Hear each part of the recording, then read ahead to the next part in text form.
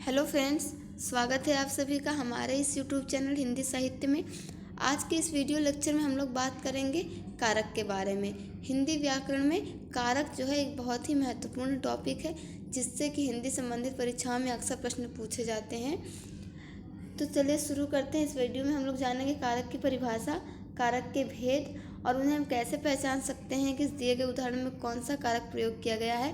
और वीडियो के लास्ट में हम लोग एक ट्रिक भी देखेंगे, जो कि इससे कि हम लोग सभी कारक को पहचान पाएंगे, उसके चिन्ह को पहचान पाएंगे। तो पहले कारक की परिभाषा देख लेते हैं। तो संज्ञा या सर्वनाम का क्रिया के साथ उनके संबंध के अनुसार रूप बदलना कारक कहलाता है। ये परिभाषा हो गई। अब आइए हम लोग इसके भेद देखें। तो कारक के कुल 8 भेद होते हैं, यानी कारक जो हैं वो 8 प्रकार के होते हैं। पहला है कर्ता, यानी कि कार्य को करने वाला। पहला प्रकार है कारक का कर्ता। दूसरा है कर्म, यानी कि जिस पर कार्य का प्रभाव पड़े। तीसरा है कर्ण कारक, जिसके द्वारा जो है कर्ता कोई कार्य करता है, उसे हम कर्ण कारक कहते हैं। इसको हम लोग संक्षेप में देख रहे हैं। अभी हम जब ये 8 के नाम बता देंगे तो विस्तार से हम लोग इसके बारे में समझेंगे। चौथा है संप्रदान कारक, जिसके लिए कि कार्य किया जाए। पांचवा है अपादान, जिससे कि हमें किसी चीज़ के अलगाव का बोध होता हो, वहाँ पे अपादान कारक होता है।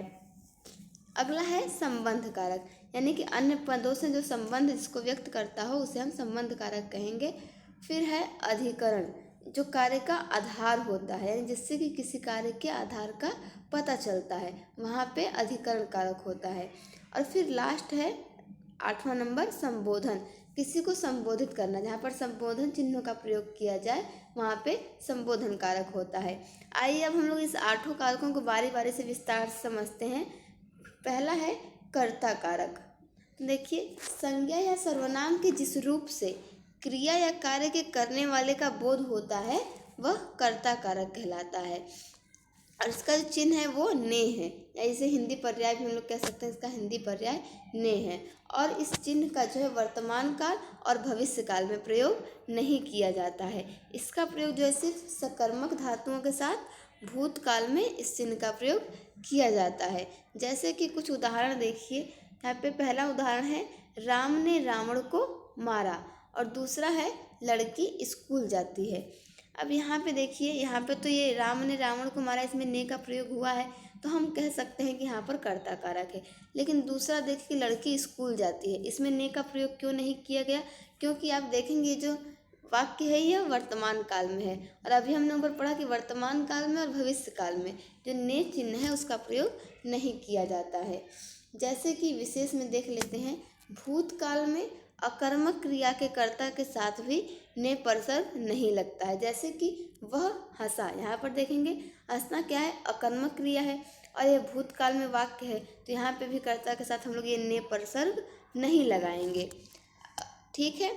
अगला यहाँ पे दिया है कि वर्तमान काल व भविष्यत काल की सकर्मक क्रिया के कर्ता के साथ ने परसर्ग का प्रयोग नहीं किया जाता है। जैसे कि वह फल खाता है, वह फल खाएगा, तो यहाँ भी ये वर्तमान काल में और ये भविष्य काल में सकर्मक क्रिया है, इसके कर्ता के साथ भी हम लोग क्या करेंगे? ने परसर्ग नहीं लगाएंगे। आगे चलते हैं, कर्म कारक देखते हैं कि कर्म कारक किसे कहते हैं। कार्य जिस पर हो रहा होता है वह कर्म कहलाता है। और इसका हिंदी पर्याय या इसका विभक्ति चिन्ह क्या है? को है। यह चिन्ह भी बहुत से स्थानों पर नहीं लगता। कार्य का फल अर्थात प्रभाव जिस पर पड़ता है उसे कर्म कारक कहते हैं। जैसे कि राम ने आम को खाया, तो यहाँ पे आप देखेंगे कि इस वाक्य में जो आम है ये क्या है? कर्म है, क्योंकि राम आम को खा रहा है, तो इसका जो प्रभाव है वो किस पर पड़ रहा है? आम पर पड़ रहा है, तो इसलिए आम क्या हो जाएगा? कर्म हो जाएगा। आगे इसी तरह कुछ और उदाहरण देखते हैं। जैसे देखिए, मोहन ने सांप को मारा, इस वाक्य में जो है मारने की क्रिया का फल किसके ऊपर पड़ा? सांप के ऊपर पड़ा, तो यहाँ पे कर्म क्या हो जाएगा? सांप हो जाएगा। ठीक है। यहाँ पे देखेंगे आप तो को परसर्ग लगा है, जो कि कर्म कारक को प्रदर्शित करता है। अगला उदाहरण है लड़की ने पत्र लिखा, तो यहाँ पे कर्म क्या होगा? यहाँ पे पत्र कर्म हो जाएगा, कि लड़की पत्र लिख रही है, तो उसके कार्य का प्रभाव किस पर पड़ रहा है? पत्र पर पड़ रहा है, इसलिए यहाँ पे पत्र में क्या हो जाएगा? पत्र कर्म हो जाएगा। आगे देखते हैं तीसरे नंबर, करण कारक। संज्ञा आदि शब्दों के जिस रूप से क्रिया के करने के साधन का बोध हो, अर्थात कि जिसकी सहायता से कार्य संपन्न हो जाए उसे क्या कहते हैं, कर्ण कारक कहते हैं। और इसका विभक्ति चिन्ह है या से है या द्वारा, ये दोनों ही विभक्ति चिन्ह है। कहीं हमें से देखने को मिलता है और कहीं द्वारा देखने को मिलता है, यानी कि जिसकी सहायता से कोई कार्य किया जाए उसे कर्ण कारक कहते हैं। जैसे कि वह कलम से लिखता है, इस वाक्य में कलम क्या है, कर्ण है, क्योंकि लिखने का काम कलम के साथ किया गया है। दो उदाहरण और हैं, जैसे कि देखिए, अर्जुन ने जयद्रथ को बाण से मारा, बालक गेंद से खेल रहे हैं। यहाँ पे देखेंगे इससे का प्रयोग किया गया है, इसलिए यहाँ पे क्या हो जाएगा, कर्ण कारक हो जाएगा। अगला कारक है चौथा, संप्रदान कारक। संप्रदान का अर्थ होता है देना, अर्थात कि कर्ता जिसके लिए कुछ कार्य करता है या फिर जिसको कुछ देता है उसे व्यक्त करने वाले रूप को संप्रदान कारक कहा जाता है।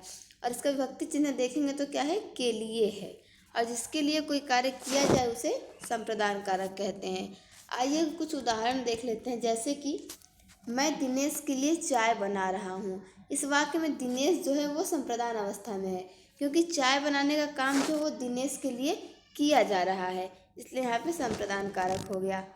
अगला इसी तरह को थोड़ा और, स्वास्थ्य के लिए सूर्य को नमस्कार करो। तो यहाँ पे देखिए जो स्वास्थ्य है इसलिए यहाँ पे भी संप्रदान कारक हो जाएगा।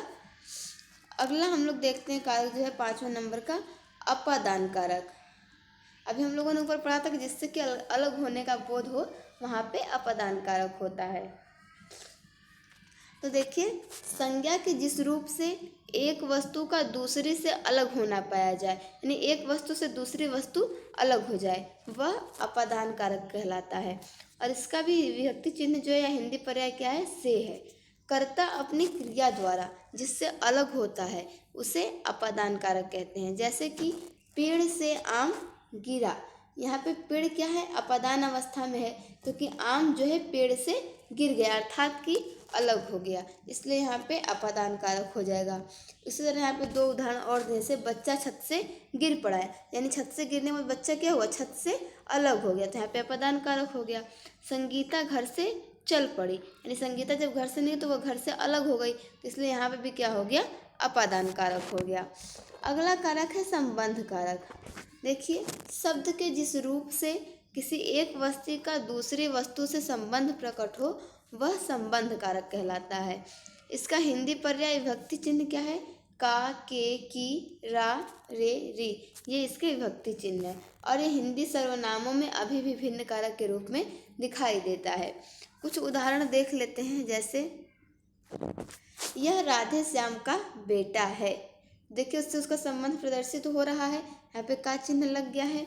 फिर है यह कमला की गाय है। इन दोनों वाक्य में आप देखें तो राधे श्याम का क्या है, बेटे के साथ, और कमला का गाय के साथ संबंध प्रदर्शित हो रहा है, इसलिए यहाँ पे संबंध कारक हो जाएगा। अगला कारक है अधिकरण कारक। जिस शब्द से क्रिया के आधार का बोध होता हो उसे हम अधिकरण कारक कहते हैं। जैसे कि देखिए, पानी में मछली रहती है, तो मछली कहाँ रहती है, पानी में रहती है, पानी उसका आधार है, तो यहाँ पे पानी में क्या हो जाएगा, अधिकरण कारक हो जाएगा। और शब्द के जिस रूप से क्रिया के आधार का बोध होता हो उसे हम अधिकरण कहते हैं। इसका विभक्ति चिन्ह हम लोग देखें, इसमें में आएगा और पर आएगा। कुछ उदाहरण देखिए, जैसे भंवरा फूलों पर मंडरा रहा है, यहाँ पे देखिए पर आया है। कमरे में टीवी रखा है, यहाँ पे देखिए में आया है। तो कमरा क्या है, टीवी का रखने का आधार है, और भंवरा कहाँ पे है, फूलों पे, यानी फूल उसके आधार है, यहाँ पे क्या हो जाएगा, अधिकरण कारक हो जाएगा। अब हम लोग लास्ट देखते हैं 8वें नंबर का संबोधन कारक। जिससे कि किसी को बुलाने अथवा पुकारने का भाव प्रकट होता हो उसे हम संबोधन कारक कहते हैं। और इसका चिन्ह जो है इस प्रकार से होता है, इसे हम संबोधन चिन्ह कहते हैं। और ये जहाँ पे चिन्ह लगा हो वहाँ पे संबोधन कारक हो जाएगा। पहला उदाहरण, जैसे अरे भैया क्यों रो रहे हो, तो यहाँ पे क्या हो जाएगा, संबोधन कारक। ये देखिए यहाँ पे चिन्ह लगा है। हे गोपाल यहाँ आओ, यहाँ भी देखिए चिन्ह लगा है, तो इससे हम लोग समझ सकते हैं कि यहाँ पे कौन सा कारक है, संबोधन कारक है। अब आइए हम लोग ये 4 पंक्तियाँ देखते हैं, जिससे हम लोग को सभी कारक और उसके विभक्ति चिन्हों का ज्ञान हो जाएगा। कर्ता ने अनुकर्म को कर्ण रीति से जान, संप्रदान को के लिए अपादान से मान, का के की संबंध है अधिकरणा आदिक में मान, रे हे हो संबोधन, मित्र धरहु यह ध्यान। आप लोग अगर ये सिर्फ 4 लाइन भी याद कर लेते हैं तो आप लोग आठों कारक और उसके विभक्ति चिन्ह को आराम से याद कर लेंगे। जैसे देखिए यहाँ पे दिया है कर्ता, उसके बाद दिया है ने, तो ने क्या है, उसका विभक्ति चिन्ह है। फिर दिया है कर्म, उसका विभक्ति चिन्ह क्या है, को है। कर्ण का चिन्ह क्या है, से। संप्रदान का को या फिर के लिए।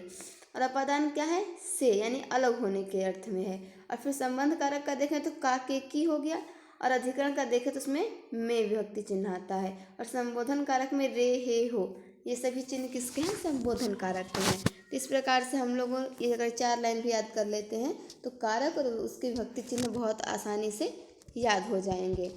कुछ और हम लोग विशेष देख लेते हैं जो हमें ध्यान देने की ज़रूरत है। जैसे देखिए कर्ता से अधिकरण तक विभक्ति चिन्ह या परसर्ग शब्दों के अंत में लगाए जाते हैं, किंतु संबोधन कारक के जो चिन्ह होते हैं जैसे हे अरे, ये प्राय शब्द जो हैं शब्द के पूर्व ही लगाए जाते हैं वाक्य में।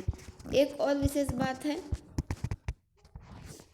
देखिए जैसे यहाँ पे भी हम लोगों ने अभी देखा कि कर्ता से अधिकरण तक जो सभी विभक्ति चिन्ह हैं वो शब्दों के अंत में प्रयोग किए जाते हैं, लेकिन जो संबोधन कारक का जो चिन्ह होता है हे अरे अहो या फिर कोई भी चिन्ह हो, वो शब्द से पूर्व में ही लगता है। तो ये ध्यान देने वाली बात है।